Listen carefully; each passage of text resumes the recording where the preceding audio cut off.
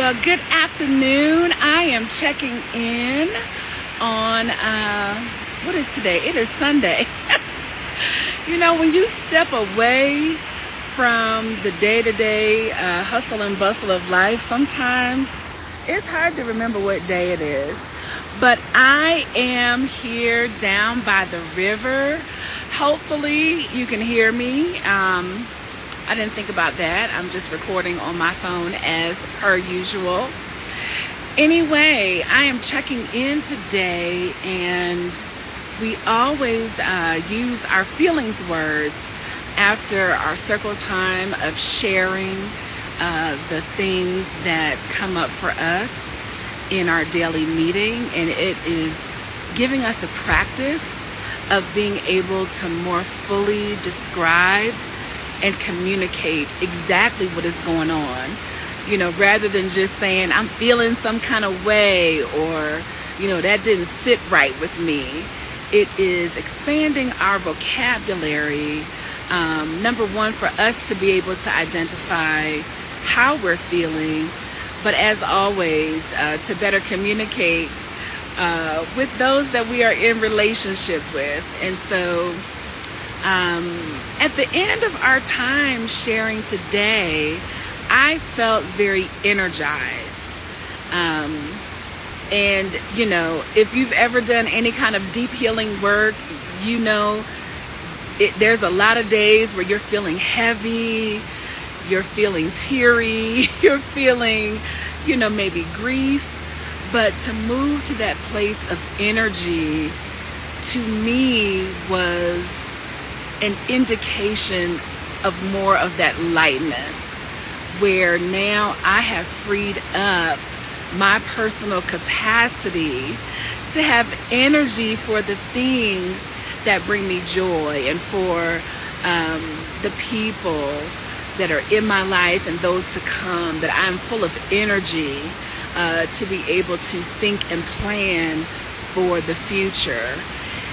And part of what brought me to that conclusion, I'll say two things today.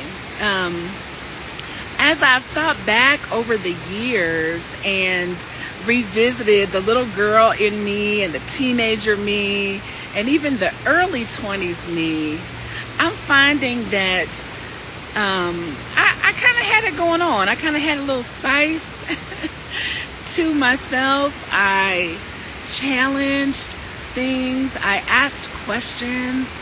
And somewhere along the way of life, I just began to silence that part of me that didn't quite fit in with the norm. I did what was expected.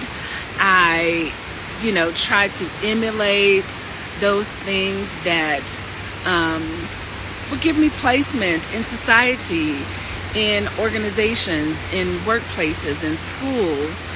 And so as you begin to further assimilate into systems or societal norms, you can lose part of the uniqueness that is you. And I believe that we are all created in a unique way to add our very own unique thing to the world for this time and place that we occupy. And so it has been wonderful to rediscover that part of myself, and I am energized, right, about fanning the flame of that fire inside of me, that person that challenged, that asked questions, that stood her ground, that just let people know that's a no for me, dog, that just said what needed to be said. I don't know when I became just to go along to get along, but she gone. She occupied long enough. We done put her to rest on this process. I put that person to rest, and I am uncovering and rediscovering again that fire inside of me, and that is very energizing to me. And the other thing that's given me energy is, perhaps maybe, I don't know how I felt about it, but it's just the truth. When you face the truth, you just face it. I realized that there was one significant relationship in my life where, literally from the beginning of my knowing this person, and it's been the majority of my life, this person has told and shown me exactly who they wanted to be in my life and who they didn't want to be. And, I think sometimes, especially in a family system, we just have expectations, and there's a point where we have to have empathy for maybe what that other person is experiencing, why they're showing up the way they're showing up. But at the end of the day, facing the reality that, they had the capacity for just this, whatever that level is. And no matter how close you are to that person biologically, they just might not have it to give. And so I had some revelations about early memories, and realizing yeah, that's who they always were. They have been told me this is what it was. And that was just freeing for me. That was something, again, that gave me energy today, to be able to say, again, without that deep pain or longing, but that acceptance. And, I can't even describe. I feel good. I thought about the great prophet Lauryn Hill, one of her songs, I think it's an X Factor, where she says, let me find the words, Lord, help me remember. It could all be so simple, but you rather make it hard. Loving you is like a battle, and we both end up with scars. And I ain't trying to end up with any more scars. When I know you making it hard to love you, baby, we could save ourselves the Band-Aids, the Neosporin, honey, baby. Let's not get these scars out here. I see it. I heard you and I've seen you loud and clear.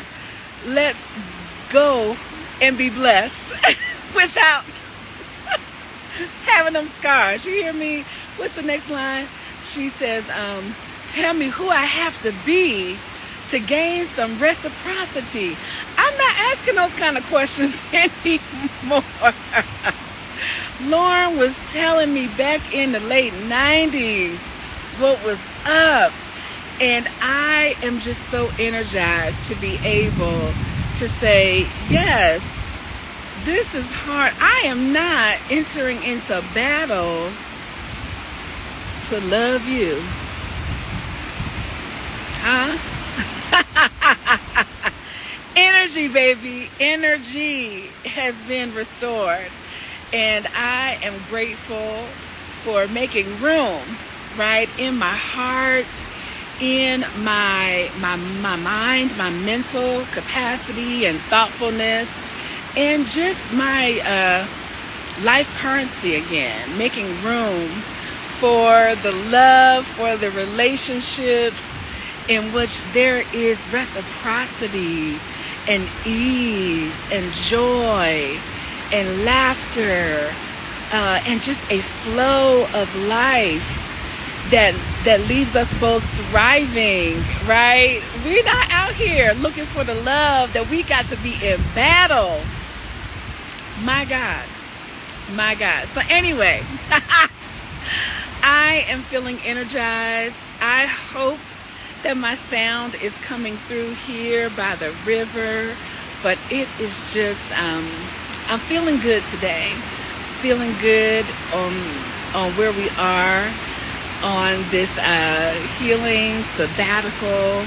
a little bit more than halfway through. We're making it. We have just about 2 more days in this portion of the curriculum, and so I'm sure we'll be taking it up another notch after these next couple of days. But I am freed up and I have the energy to face it with anticipation about what is to come. So as always, thank you for watching. Whenever it is that you watch this video, I hope that you are having an amazing day. I hope that you are taking time out for you. And I hope if any of this resonated with you, if there are people in your life that you realize you're in battle with them every time. Listen, Lauryn Hill told us back in the 90s, it could all be so simple. I want that simple love. I want that simple relational equity. I'm not out here being in battle, leaving each other with scars. Come on, X Factor. But anyway, if that resonated with you, I hope that you have the courage to say what needs to be said in love and make room in your life for the people, the organizations, the whatever it is that you are using your life currency to participate in. Make room for the ones that cause you to thrive, that call you forward into everything that God has created you to be, that call you into abundance, that call you into the best of you, that call you into joy and light and love and peace. Again, have a great day. Take care of yourself. Make time for you. Until we chat again, be well. Bye.